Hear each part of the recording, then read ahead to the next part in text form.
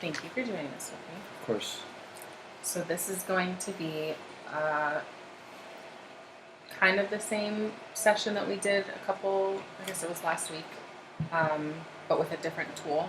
So this tool is called a value survey. So there's two different lists that we're going to do. One is intrinsic, one is demonstrable. The intrinsic are basically core values that you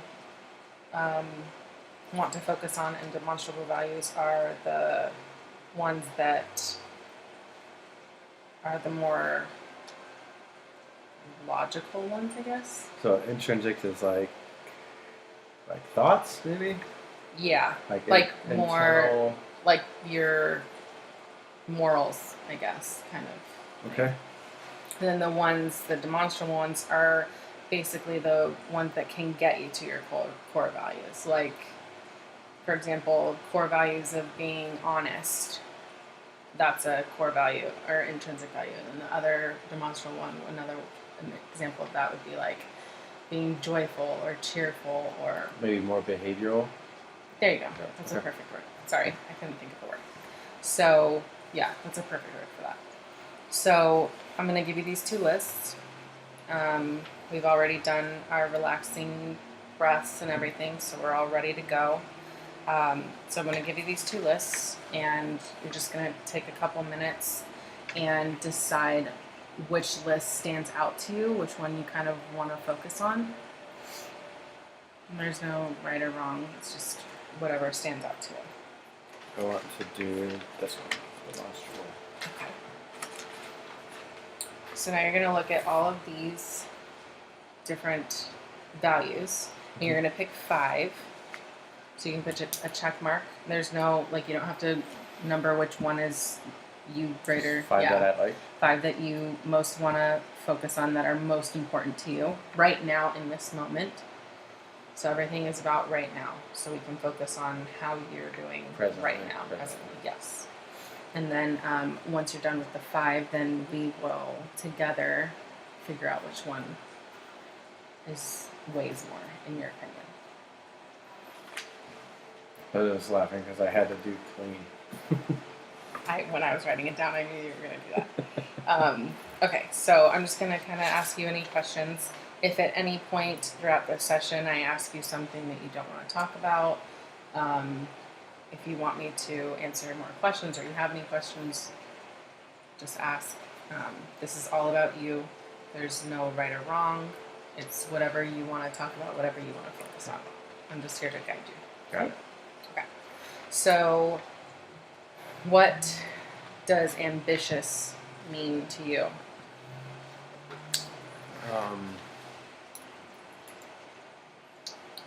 I think that ambition, or an ambitious person, is someone that's goal-oriented, results-oriented, and kind of knows what they want. Kind of like what the end result, what they want for an end result, not necessarily what the end result is, but they can focus on a desired goal, and maybe they don't know how to get there, but you understand what I'm saying? Yeah, I get it completely. Okay, so what does clean mean for you?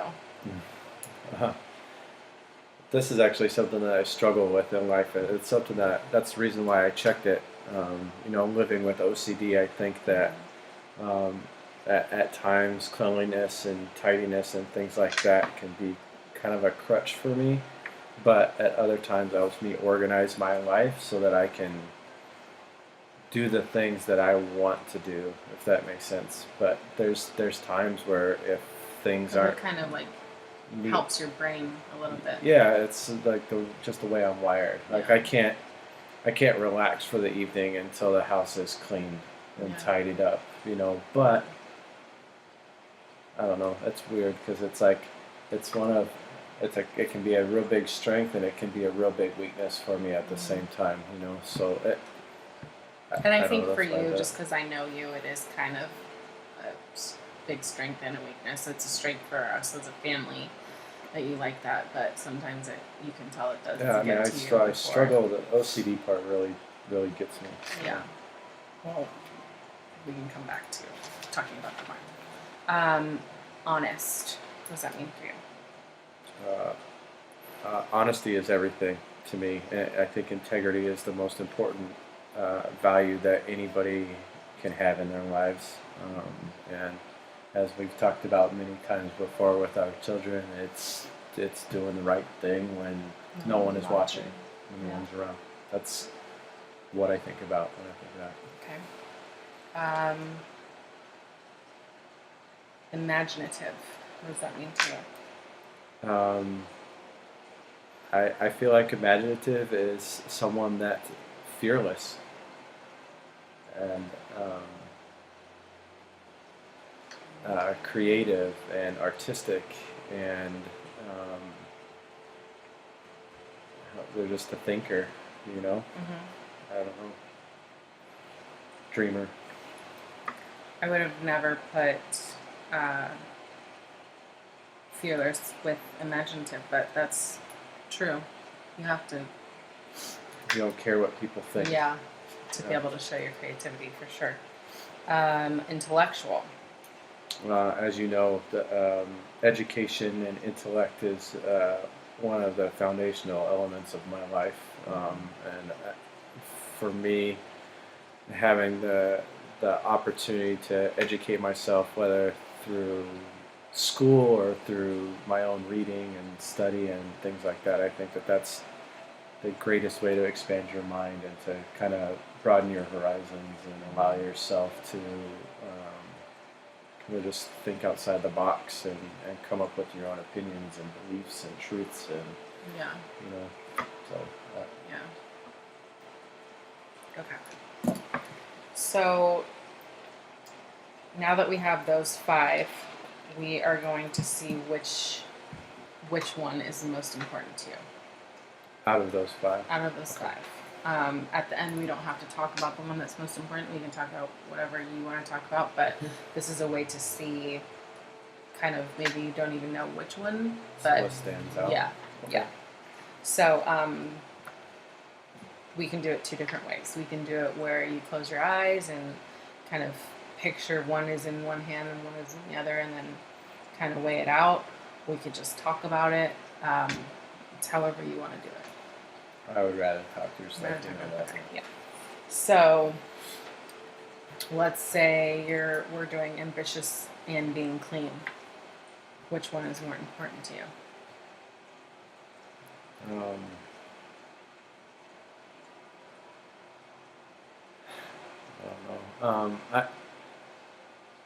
I think ambition is probably more important, but I think that I don't know. It's hard to explain it, but I think my brain is wired that if things aren't the way that they're supposed to be or whatever, that it causes such a great deal of anxiety for me that is one of the most important elements of my life. But Organization is? but I'm gonna try and not talk about that. So I'm gonna say ambition. We don't have to try and not talk about it if that's something that you're I know, but actually.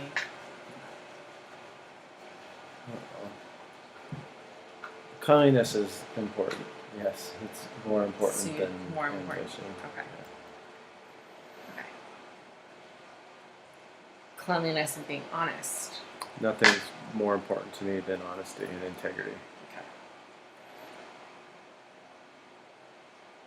Sorry, that's wrong. But we could do that. So I should have went to ambition and honest. Oh, I did do that. Ambition and honest? Or did I do cleanliness and honest? You say cleanliness and honesty, but honesty is more important to Okay. me than ambition is as well. Okay, thank you. Ambition and imagination. Being creative. Ambition is probably more important than imaginative. Imagination. Imaginative, but Yeah, I'm just switching to imagination. Ambition and intellectuality. intellect is more important. Okay.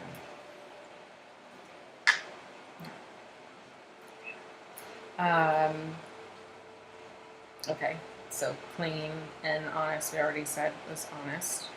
clean and imagination. Cleanliness, Clean and intellection. intellect, Okay, now we have honesty and imagination. honesty,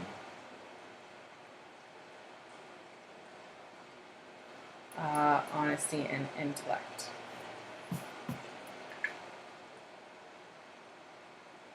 honesty,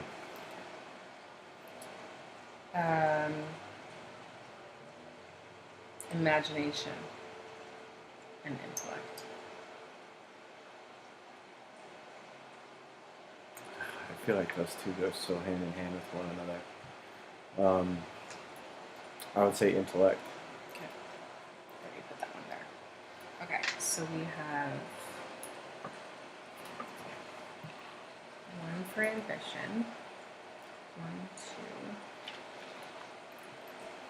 2 for cleanliness. 1, 2, 3, 4. 4 for honesty. And 3 for intellect. So your highest scoring one was honesty. Does that surprise you? No, it doesn't surprise me either. So,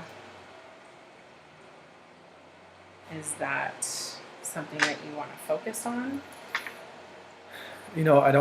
I don't think so. Being the logical person that I am, black and white, you're either a person of integrity or you're not. Yeah. I think that that's cut and dry for me. I don't Yeah. think that that's something that I need to delve deeper in myself about at all. But it's definitely, I think I said it when we were talking about it, it's the most important, it's a foundational element of my life. So that doesn't surprise me at all. Well, I'm very proud of you that you're so aware of yourself, because a lot of people are not like that.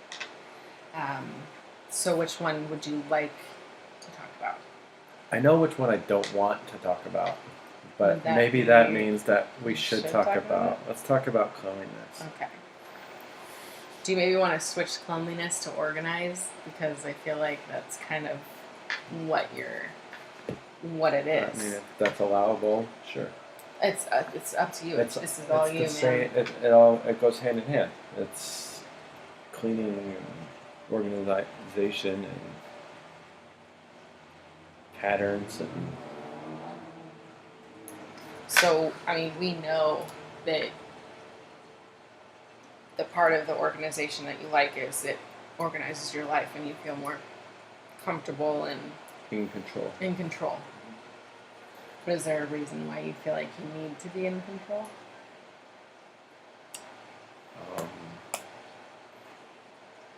No, I don't know. I don't know if this is what I'm supposed to do, but I grew up in a house with two people that were very ordered and structured and disciplined, and it's just something that I always took to, and I think that it just helped ease my mind in times of stress and in times of grief and things like that, because I could always go back to controlling these aspects of my life when I wasn't controlling all this chaos that was going on. And then at 18 years old, joining the military, that's what it is. It's order and discipline and organization and structure. And I mean, now 20 years later, that's how I'm wired. And I'm a creature of habit. I do things the same way every single time. I write everything down. I plan out all my days. I'm very rigid in that portion of my life, even down to cleaning our house and whatever. And it's So like what part of it? I mean, in that aspect, it kind of sounds like that all of that is positive, which is great. But what part of the I guess your OCD part, what part is that you would like to talk about? Well, I mean, I didn't want to talk about it, but it kind of stuck out. But you don't have to talk about it if you don't want no, it's fine. I think that I really struggle with anxiety, and seeing things in disarray is is something that it really makes me anxious, and it I think it's really difficult to explain to somebody that doesn't have the disease, but you know, I have a hard time not seeing things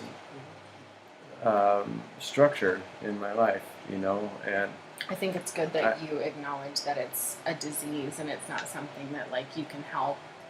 no, it's I think not. a I mean, lot of people think that it's not something that I can help. Yeah. You know, I mean, I've been being treated for this for 10 years now, but you know, it it's something that I'm definitely aware of, and it's something that I'm not proud of, and it is something that I am proud of at the same time. You know, What's the part that you're not like? What? Give me an example of the parts that you're not proud of. Maybe we could work on something there. well, if I come home, I mean, I think you know this, but we can say it for what's going on here. But if I come home and things are chaotic or they're not the way that I had them when I left or how I'd expect them when I come home, it's like wires crisscross in my brain, and it I literally can't feel like I can speak. I can't think. I need things the way that they're supposed to be. If I come home, you know, we go out to lunch or something and we leave the house and I come home and everything's not the way it is when I like, you know, the way that I like it, then it makes me feel dirty. It makes me feel unclean. It makes me feel like we're not doing, I don't know. It's hard to explain. No, I get you it. know, like You just feel off. I'm off and I can't, I literally feel like I'm suffocating. Okay. So, I mean, I know it's really hard to change that aspect, but is there something that maybe we could do? Like, is there a way that you could see yourself? I mean, for example, you kind of, when you do feel like that, you get quiet and a little irritated, you can tell. Very irritable, and not even a little irritable. Yeah. I get irritable. Yeah. And this is only because I know you struggle with asking for help too, which I think could help a lot in those aspects, but you don't ask for help. I don't ask for help, and you know, I think that boils down to it's another OCD behavior. It's the kids or you might do it and complete it, and that's a huge help.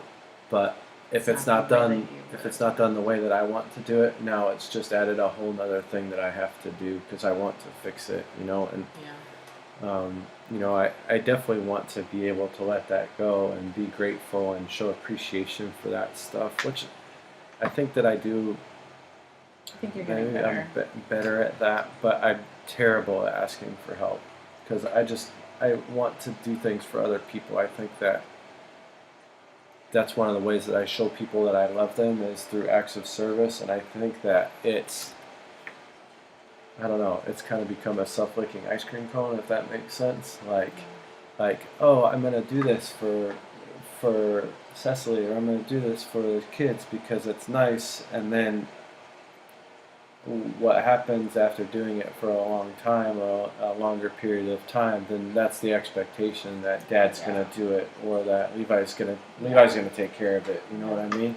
And then I start feeling underappreciated, which then makes me feel even more irritable.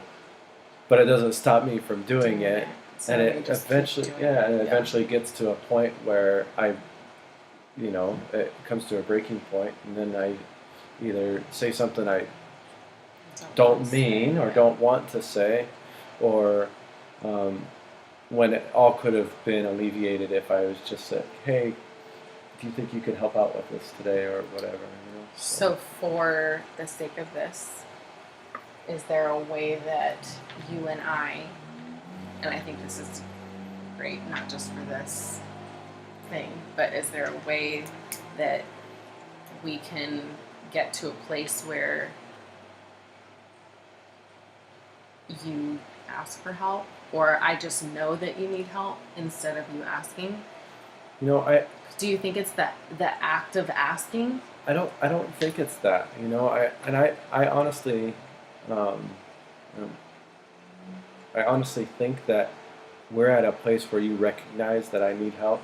It's that even when you offer it, I'm like, no, I got it. You know what I mean? Like it's almost like I'm refusing it. You know, and I When don't know. you know that you actually do want it. Yeah, where that would help. But there's other times, to be quite honest with you, that I get this built up energy within me, and it's like I would rather burn off all that energy by doing all of these things Yeah. because it makes me feel better as well. You Yeah. know, so Yeah. like. So sometimes it's not me refuting And I know the how help. you feel because you can see it when you're done doing something. You're like, okay, now I can relax. Yeah, Or and- like there's a sense of relief. So it could be, you know, after stressful days at work or whatever, that's just my way to burn off that excess stress.